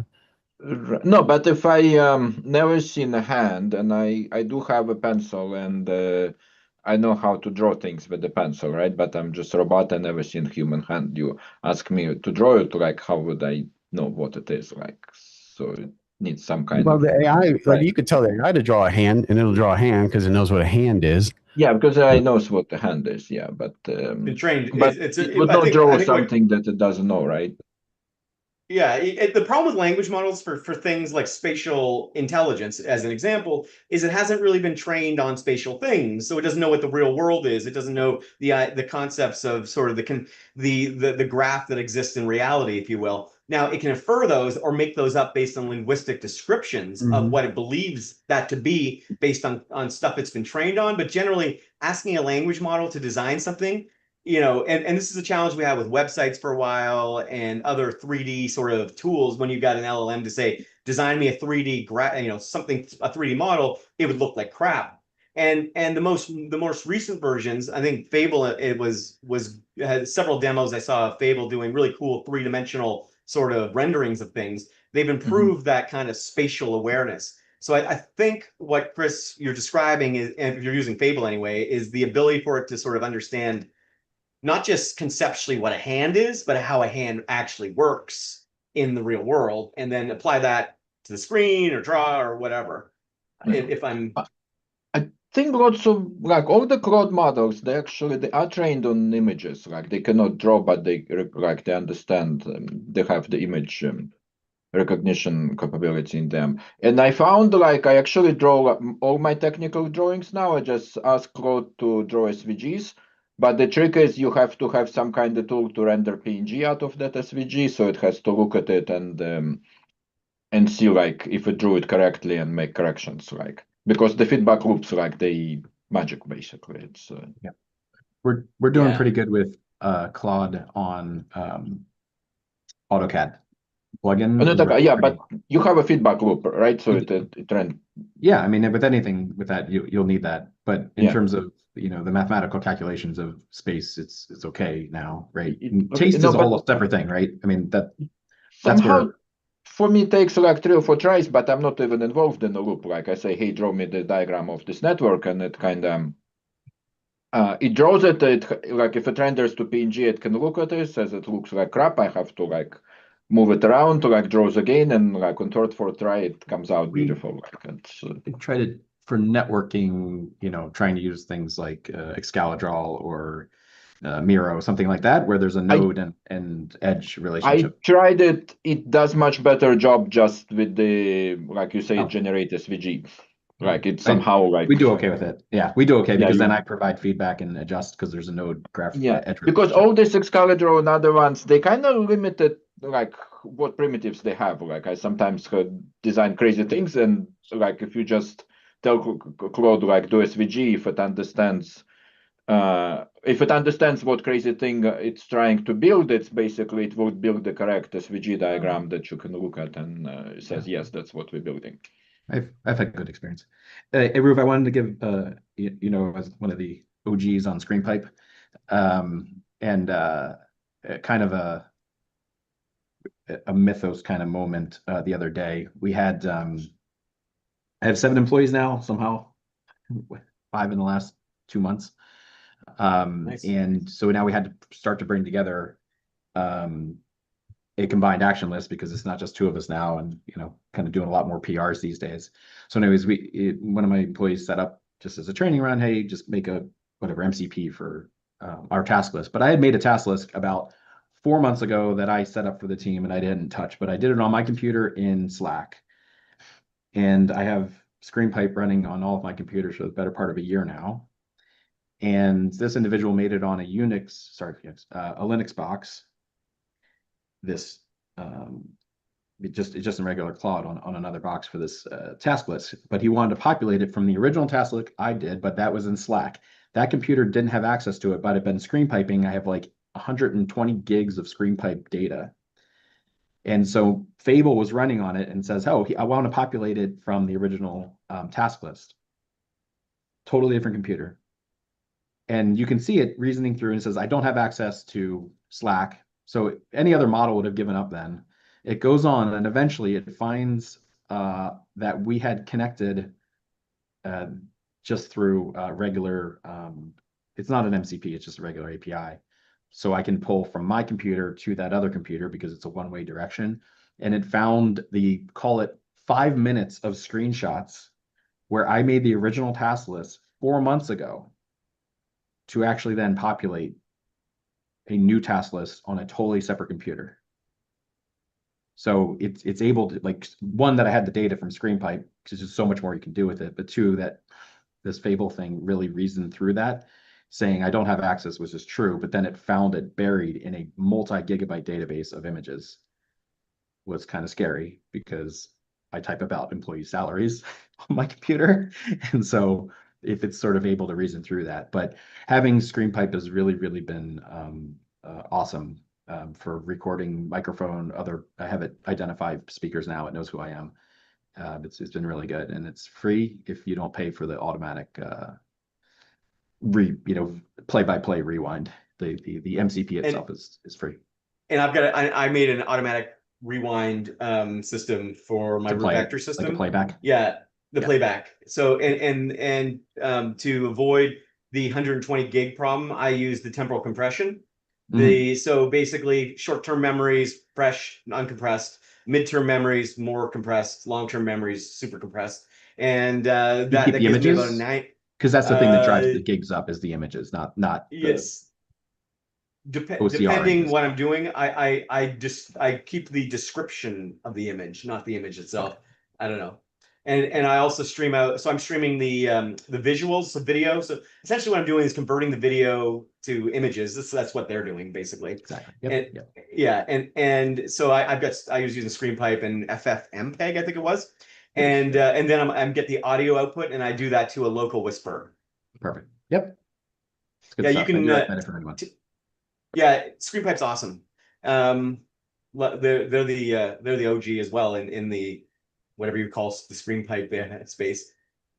So Sean, before when you demoed at the last retreat, you showed how you kind of take over your whole computer and give it access, and everything gets recorded at the root file system level. Yeah. How did you deal with that when you added a bunch of employees? Did they just have their individual instance, or do you have a shared kind of area like that? So we put it on everybody's computers. It's easy to start AI first if everybody's willing to share their information. We have a common box and tail scale one-way directional with ACLs. But we all opened up a port to share the access to the MCP version that comes with ScreenPipe. So we just allowed that. We're just local hosting effectively on Tailscale on the Tailscale network to just get the API. But that's the only thing accessible. It is accessible is the screenshotting, but it's turning out that that's not going to protect privacy. So yeah, that's a lot, right? Everything you do on your but look, if you're starting AI first on, it's the beauty of it, right? I mean, Meta, they're going to have, they got this problem at Meta now. They're going to have a union on their hands soon. But if you start with people in the company, you start that in there. Really, the company's data is that. So private conversations, whatever, just don't add that many people and only hire people you trust and don't scale too big. Yeah, well, you're talking about the Meta wants to train all their AI based on. Yeah, that to me that seems like a cheap logical request to make. And if you're out on LinkedIn surfing, trying to get a job, don't do it on the business time. And if you're chatting and doing things you shouldn't, don't do it. Yeah. Hey, well, Canada is less litigious than the US, so Oh yeah, but I also get privacy, but I think it's the company stuff. I'm totally aligned. I get it. Yeah, in this case, you give up some of your privacy by using a company, device. Yeah. But when I hire employees, I tell them your job is to eliminate your job, automating your job, and then you scale up. You just when you already have an established company, it's way more of a human thing than anything else. Yeah, but I also get privacy. I wouldn't never expect my Windows or Mac OS to pipe all my information to some cloud server somewhere without my express written consent. For sure. So there's a balance between work and private. Yeah. Well, we only put it it's all Tailscale on a VPN only, right? Our DGX Spark is our main hub. I love Tailscale, by the way. I've got that for the forthcoming appliance. Best thing out there. It's so cheap. Essentially it's all Tailscale, and there's even now Tailscale for basically Headscale. Tailscale is kind of my primary organizational topology network, whatever, for everything I'm doing at this point. And for those who really want to dig down deep into Tailscale, you can use WireGuard, which is basically the sort of underlying primitive of Tailscale if you want to create your own knockoff, if you will. Yeah, Headscale's the latest out there, but for $6 a month, they don't motivate me to spend time on it. It's so cheap. Actually, most of the stuff you need with Tailscale is pretty much free until you want to do teams and things. Yeah, there's like 100 yeah, connections. exactly. It's like it's one of those, why bother rebuilding something that's great Headscale and is, cheap. if you have your You own did Headscale. server, Headscale is built by employees of Tailscale and maintained, so you could run your own kind of lighthouse that makes the connections and stuff if you want it to be really, really private. But It's called vibe quitting. Is that what they're doing? Vibe quitting? Well, I mean, when you're working in an organization and you're more agentic than everybody else, and your CIO just is stuck in the mud, then screw it. You know how to do. You know the problems to work on. Leave. Do your own thing. Yeah, we're in a weird time where the institutional knowledge of a company can be recreated by the people in the company almost instantaneously the day they leave. And if you're in California, there's basically no recourse anyway, and most of Europe. Hey, Ruben, here's your picture, dog. It tried to draw your like little your cabinet behind you. Tried to draw your guitar. Nice. It gave you the glasses. It tried to draw your mic and stuff, but I think I'm Cartman from South Park. yeah. It was like, I think it was a low quality image, but yeah, it drew it out. It just took a second. Yeah, great, yeah. Where share your link in the chat. We'll check it out. And you said it's Rust too, right? Mm-hmm. Yeah. And it only works in Windows right now. I'll port it to Mac eventually, but yeah. Mac is a pain. There's a lot more limitations in deep integration within the Mac OS that you can't really get around. Windows was way easier when I did my Agentic OS. I could get pretty much, as you probably discovered, kernel level access. Yeah. The one thing I would suggest after a couple screw ups on my part, make sure you have some mechanism to roll back if it is modifying any of the core system capabilities. You can have It's catastrophic not failure modifying anything. It's just recording. Yeah. Okay. Mine attempts to modify the very sort of core of the OS and make it run faster. And some of that was trial and error, which was error and a blue screen. And I had to recover from that, which was a little annoying. But that's what you guys keep me around for. So I do the blue screens, I think. I looked at the ADRs from Chris, and it looks like he's using RDP, not screen pipe. So he's using a remote desktop protocol to do that stuff. Oh, interesting. So the RDP is conceptually similar. So our RDP would be a combination of visual and like signals, like your mouse movements and keyboards and peripherals. Yeah. It's getting all that fed in. Yeah. It's not a bad way to do it. Is that what Claude MCP does? The computer use? I use that all the time now on Mac. No, well, I don't know. I use Synapse now. Like, yeah. But the one that's built in now for Mac, at least, automatic. Yeah. Works well. It's hard to say, but that would be an easy way to do it. Yeah. If they were going to, they'd create basically a local loop. The loop basically goes back to the same machine rather than out to the internet, and then you just have it like an RDP style interface to it, and then you can interact with it through computer use. Does anyone else have trust issues for this computer use stuff?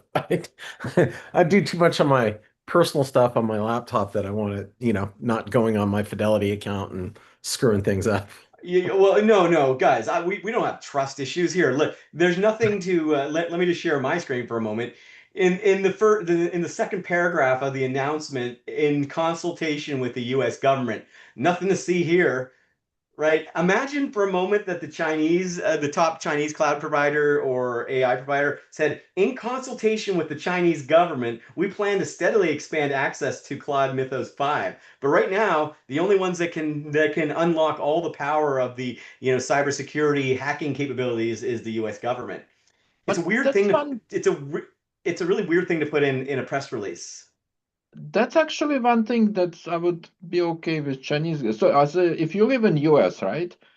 Whatever Chinese government, they probably have no interest in you, or unless you have some sort of sensitive position. If you just random Joe, like living in US, you should be more scared of US government than Chinese government, because US government has the direct control over you.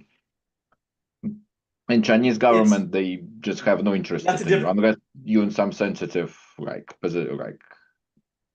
Well, That there's two parts to the concern, and I'm not saying the U.S. government's bad or anything. It is what it is. But what's interesting when you think of the system and how it works, they're basically it's a kind of controlled degradation.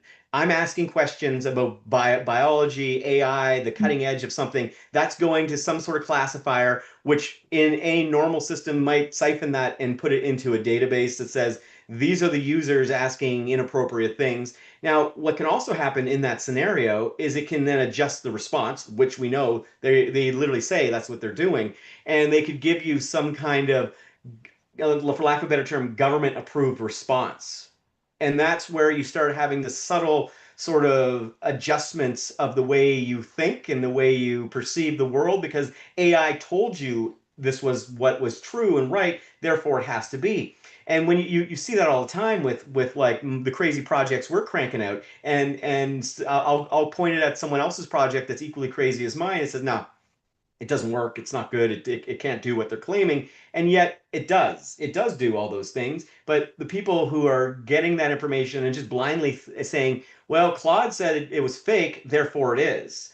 And that can be applied to all kinds of things like politics, different secondary agendas, and we're suddenly being manipulated to think in certain ways, and that's one step to this idea of thought police, right? And that's what's Mind concerning control. here. Mind And control. mind control. Exactly. I'm not saying they're doing that. I have no proof of any of this. All I'm saying But is think if you about wanted to what do it, think about the noise last year when DeepSeek was released and you ask, about Taiwan or something, you ask a question and they were filtering it. Think about the kind of controversy there was about DeepSeek being, censored, etc. But that's effectively what is happening now is as well on this side of and the they're not world. even hiding it. They're not even hiding it.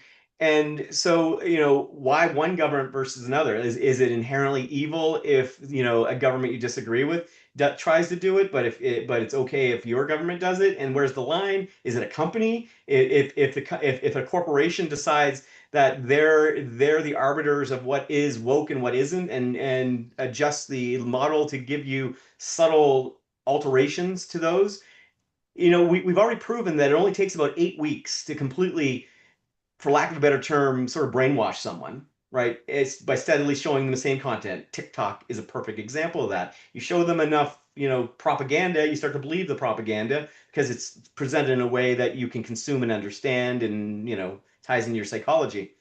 Same thing happens here. I don't know. I'm maybe paranoid, or just realist. I have no idea. No, Probably you're not paranoid. They're machines. They are ones and zeros. They're supposed to provide us with intelligence. I don't need to know I don't need its ethical opinion. I don't need people to tell me it has a conscience. It doesn't have a conscience. It doesn't have ethics. I just want intelligence out of it. Just please give me intelligence and no other opinions. Yeah, there is no such thing as an unbiased system. It's the very nature of information is biased to some degree, unless it's math or something. But anything that involves some kind of linguistic interpretation is going to be biased based on the linguistics of the way it's describing that thing. So I'm not saying we can't, but we should also try or strive to have it as balanced and fair as possible. And in all the things that I'm seeing, Anthropic and OpenAI do, they're not giving us anything to make us feel confident about their integrity, their ethics, or morality. And Claude and the Fable 5 only sort of makes me feel less confident about those things. Anyone want to argue the other side? Yeah, we've got some groupthink, but hopefully we don't groupthink. But it's I I can think argue not. I can argue that we might not need them. That LLMs might get to a point where they're small enough to where those big data centers and things will not even be necessary to access some of the greatest intelligence. I could make an argument for that. I'm not sure. So if you can get small LLM perform as good as the Fable, right? Then if I get a big data center and I combine all the smaller LLMs on this mega giant hardware with like 5 gigawatts an hour power consumption, right? So then it's gonna be even better, right? So it's, I mean, if you can consistently, we've seen in 3 months 32 billion parameter models perform as well as frontier models. And you can look at Quen 3.6 on coding. You can look at Gemma. Even Gemma 12b is amazing. It performs as well as the 16-bit version, the Gemma 12b QAT version. So there's definitely a path for that, and we're still nowhere on the efficiency curve. Yeah, what you can do is like, so there is this efficiency of a specific model, right? And you can pack a lot more of these models like in a very big data center with gigawatts of power, like to. So it's basically you have like one intelligent guy, or have like a billion of intelligent people, and they try to fight or do something. Have you seen the companies that are trying to get you to install part of a data center at your home so they can distribute the power load, and they pay you to host it? I seen some, I forgot what there is actually, not because of the load. There was one that does this like a web scraping or web access kind of thing. I was there like last couple of weeks. So they are trying to get people to install this stuff in the homes. So like when they try to go out to like Yelp or something, they look like residential like users, because like it's apparently Yelp is the hardest thing to scrape. I was trying to like had things like to get past they check Yelp and in the TripAdvisor, they somehow like I think they get hammered by the agents, so like they put so much protections there. Yeah.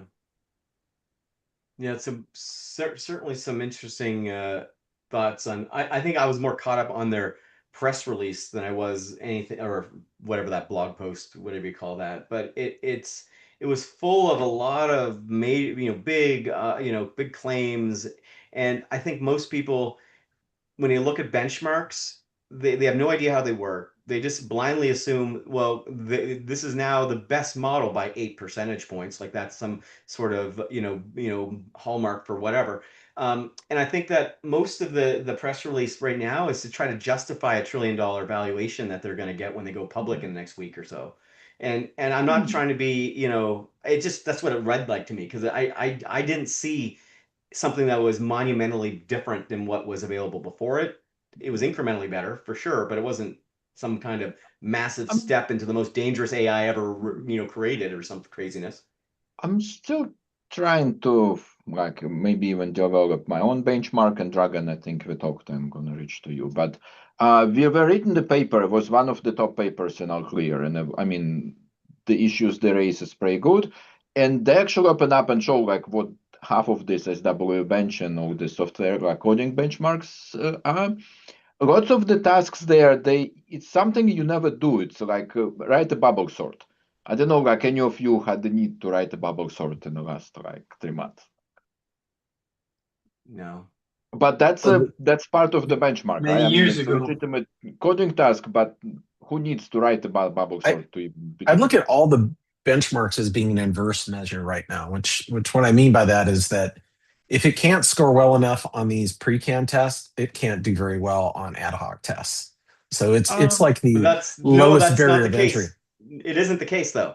It isn't the case, and you can see that often. Like it's tuned specifically to the benchmark, and they create a harness for it, and then they optimize specifically for it. And then you like, okay, I was able to increase the performance against this benchmark, and therefore that's going to sort of be applied to other things. And when you try to apply it to other things, you realize that there's no correlation between the two. And in certain cases, there are. Like when I did the retrieval recall, there was direct correlation to other things. But for a lot of things that involve reasoning in particular, what they're really doing is creating a very tightly constrained harness that they can operate against that particular benchmark to achieve the highest possible score on that benchmark. But as soon as you apply that harness to other things, it has no bearings. Like it's like, oh, it's a great SWE bench, but it doesn't answer like medical questions or something. That's why I'm saying it's an inverse measure, because if I have a really good ad hoc model and it scores a 10 on SWE bench,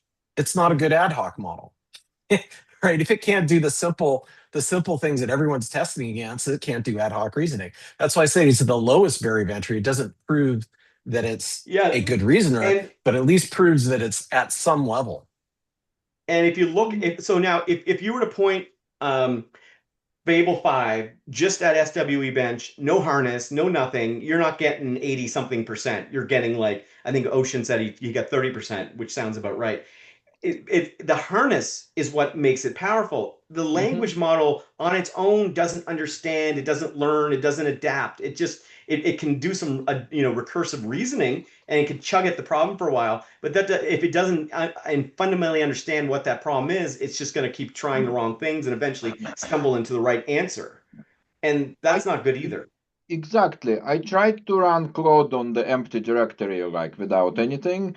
It's a horrible experience, and it's very consistent to all these naysayers, like saying like, like I just tried this Claude code and produced bunch of crap. It does produce, if you have no like nothing, it will produce bunch of crap. The more harness you put, the better it behaves. Right?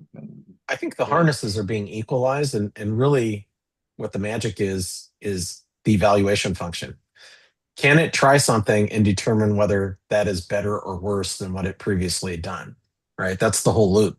And if that evaluation function sucks, it doesn't matter how many times you loop. It'll never converge. It can if you have the right harness. So that's back to if you give it the right guidance, a skill in particular, you give it a primary system prompt that's optimized for the problem in which it's solving, Claude.md or Agent.md, or a recursive memory system that gives it, a kind of causal memory that allows it to sort of say, have I done this before and what was the solution to that problem? Yes. Now, you can do almost all of that within the structure of a million context window to some degree. But the problem with purely context engineering is it gets muddled, right? And anyone that tries to do this sort of in the sort of default mode of Claude, the first time you use it, they see that I'm getting garbage. It's vibe coding, crap. And that's a side effect. There's no ADRs, there's no spec, there's no nothing. You're just vibing, and it isn't until you give it that structure that it starts to perform well. We've known that for a while. Now the newbie trying Claude for the first time has no clue, and their first response is, "This sucks. This is giving me garbage." Yeah. Or worse yet, they point at something that does work and it tells them it's garbage and doesn't. I developed this weird way of doing software development the last month. I just noticed what I'm doing. So what you start with, if you have a task, because most tasks I have, they're very ill-defined, people not sure what they want, and like classic, right? So what you do, you basically, and everything exists as a bunch of files on Google Drive, spreadsheets and everything. You just try to work with them, and you say let's just do the task, what they do. And so we're getting stuff from fermentation and analytics into the LIMS systems. So we just do this, tell the agent to just do it, how the people do it. Just get these files, look at the spreadsheet, put it into this database. After you do it for a couple of weeks, there is enough stuff in the context, then you can tell Claude hey, what are these things we always do, and write them in the Python script or in some other script, right?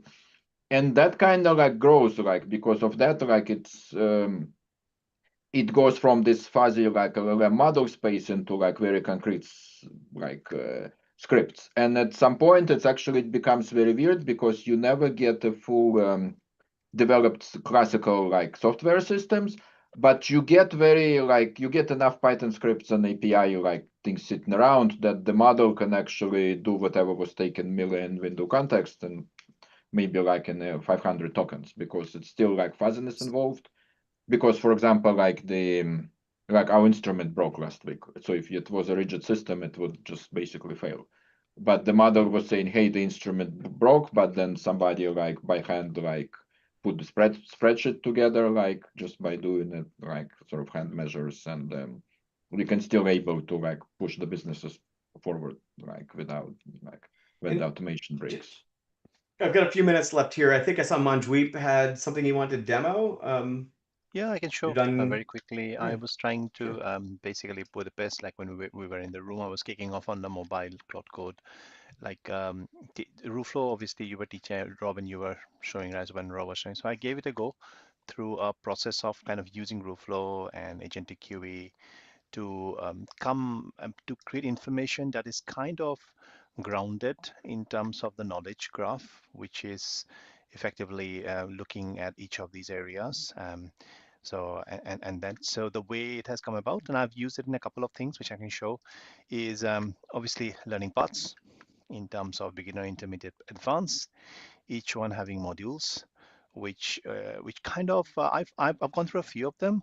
I mean, the thing is that when we are using them, we use them in such a haste that I mean, I have learned myself by going through a few of the concepts of how stuff works here with some kind of reinforcement quizzes and some kind of discussion topics in there.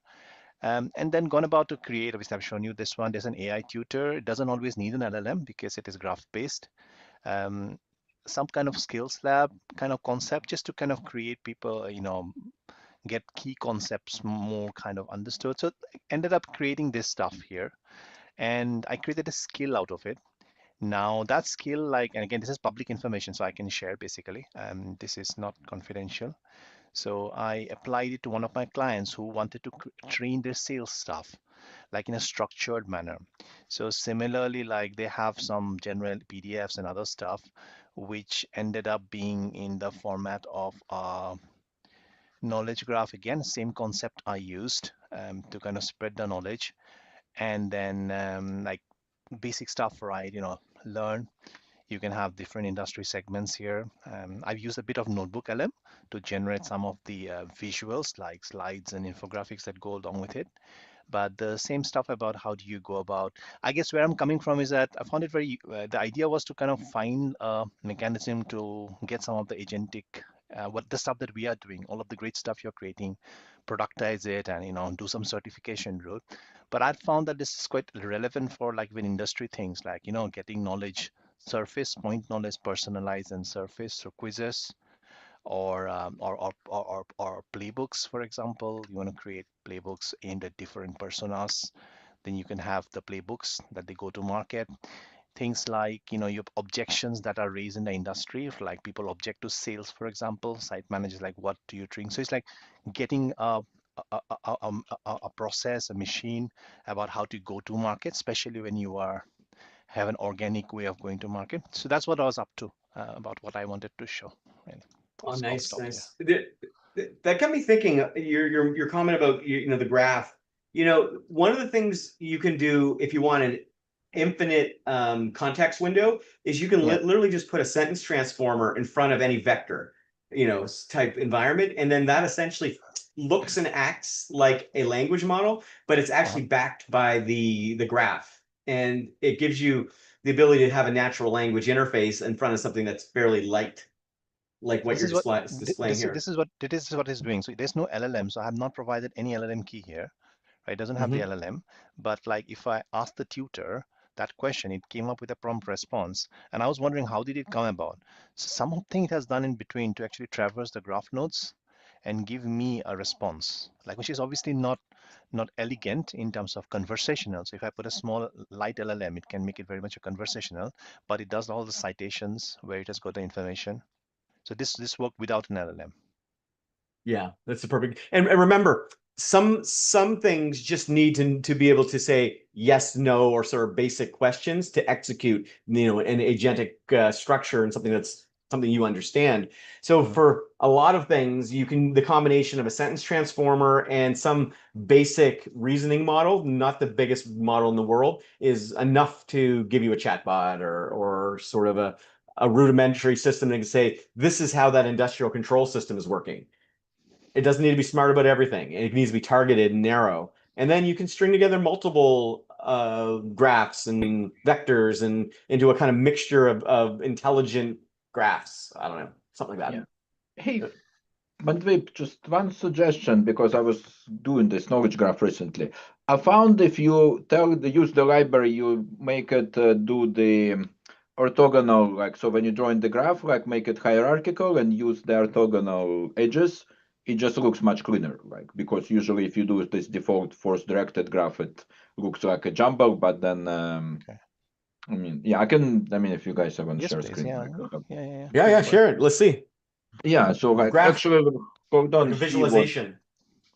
let me see if I have one running. Once you do that, I think what I'm finding most of the common problems in Yeah. enterprise AI is basically knowledge surfacing, like point-wise. Yeah, Like when we are hold talking at on. a complete edge, but many organizations are really stuck at like the basics of how do you surface information properly. I think that is a lot of value there to be captured. Okay, I do have one running. Let me just get I'm it not sure ready. what the rest of you think about it. Like what are your Yeah, experiences? always do this unprepared ad hoc share. Yeah. Okay, so are you ready to share? I can share. Let me just find my Zoom. Okay, this is Zoom. Share. Okay, share screen. Something is eating CPU. Let me see if it's gonna work. What you doing, Glad? You're getting your demo ready to go? Yeah, I while have I it got ready. some, I'm trying to get the screen shared. Yeah, so do you guys see my screen?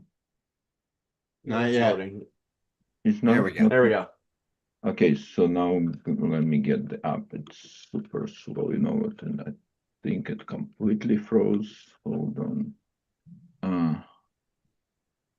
Wait, let me see. Hello. This one, not this one, and this is the bad one. And this is good. You're showing us some kind of graph.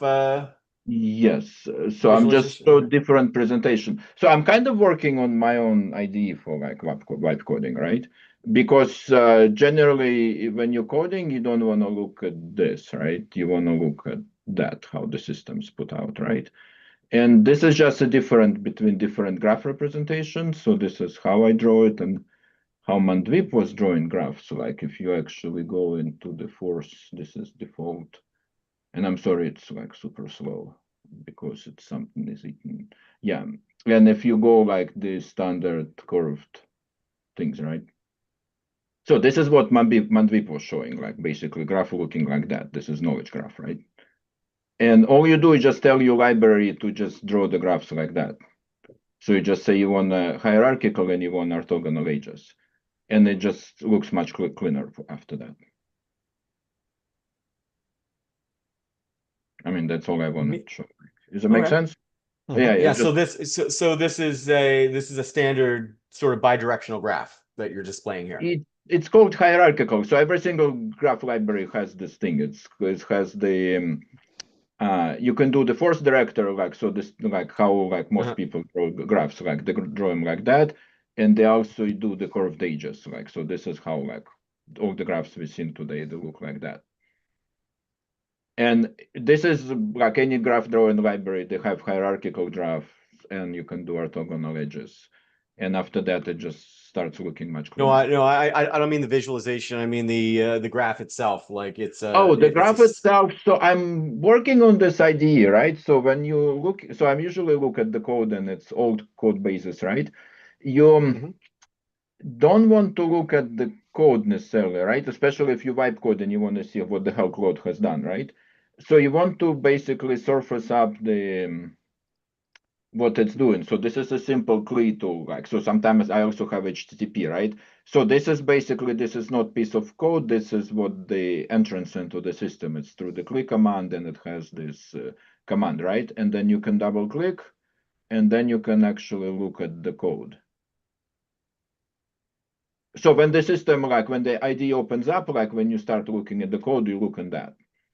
Like so you still have an editor, but this is how you want to look at the system. You like when you just look at that, this was been white coded or agentic coded, right? You see like there is so many tests, there is like this much source code, you know exactly. And if you want to look at the numbers, they're right here. Like you can hide just look at the source, you see all your classes and they are proportionally drawn.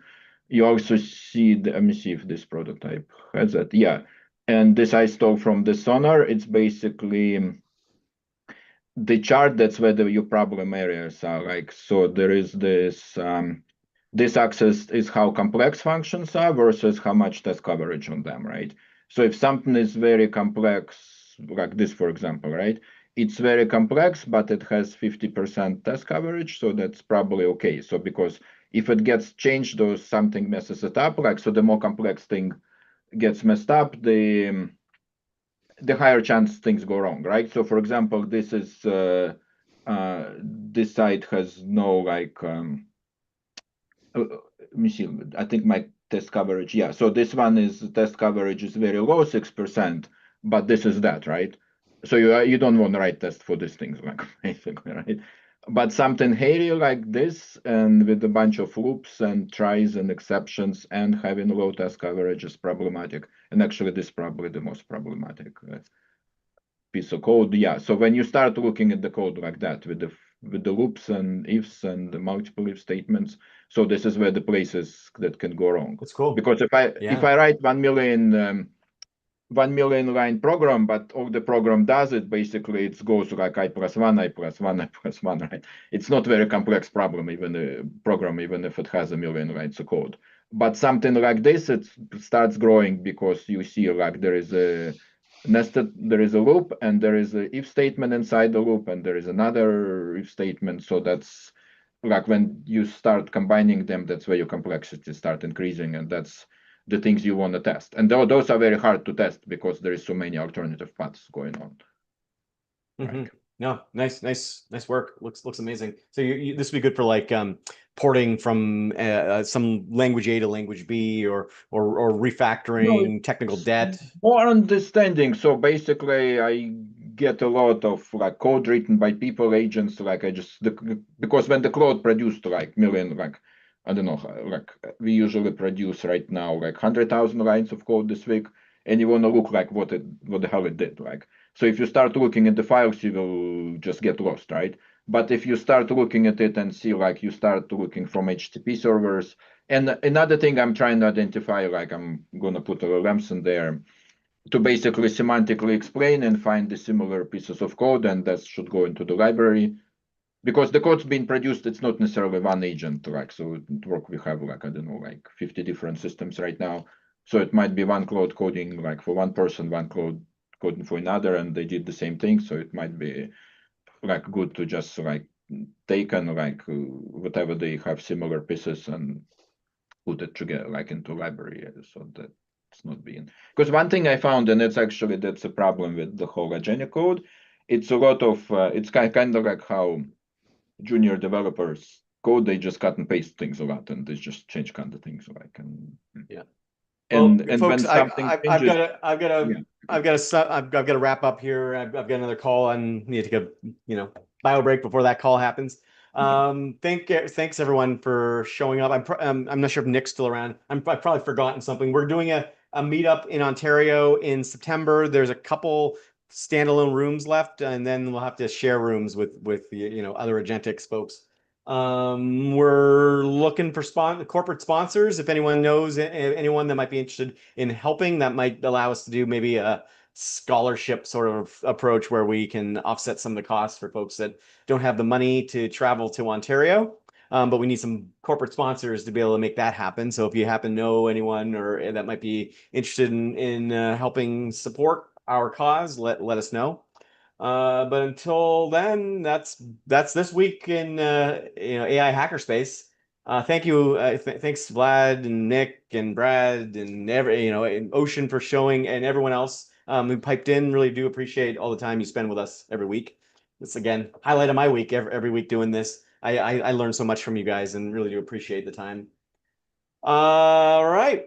And yeah, it's my son's birthday. Happy 16th, Finn. I'm probably gonna get him go get his learner's permit this afternoon. So hopefully he does well there. Okay, until next week. Thanks everyone. And bye. Thanks. Bye.